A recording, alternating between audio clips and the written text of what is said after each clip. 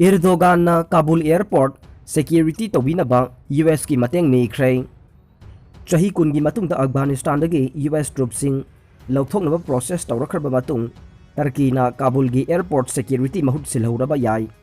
Turkish president Recep Tayyip Erdogan Northern Cyprus की खोंचत अमदा फोंदोखरे महाकी गवर्नमेंटना वाफम असिदा पॉजिटिव आइडिया पीखरे अदुम ओइनमा कंडीशन खरा लई हाइना स्टेट रन एनाडोलू एजेंसी न पल्ले। टर्की नसु एयरपोर्ट असिदा नेटोना लुसिंगबा रिजोल्यूट सपोर्ट मिशन के सरुक अमा ओइना चाही तरुक सिक्योरिटी पिरखिबने।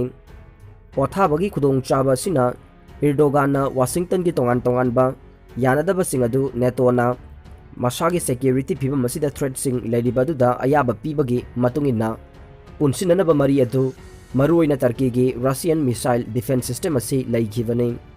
अरोइबा चयोलदा तालिबान टर्कीदा मसीगी प्लान असिगी सीरियस कॉन्सिक्वेंसेस असिदा वार्निंग तौखे। अदुम ओइनमक एर्दोगान मखोइगी क्रिटिसिज्म अदु रिजेक्ट तौखे।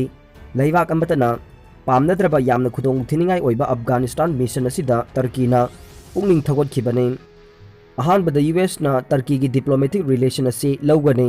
अनिसुबदा मखोइना मखोइगी लॉजिस्टिकल अपॉर्चुनिटी अदु टर्कीदा मोबिलाइज तौगनी अमसुंग अरोइबदा मथौ ताबा फाइनेंशियल अमसुंग एडमिनिस्ट्रेटिव मरी लेनबसिंगदा अवाबा लाक्लबदी मतेंग पांगनी हाइना एर्दोगान फोंदोखरे। अरोइबदा ताबिरिबा पुमनमकपु थागतचरी।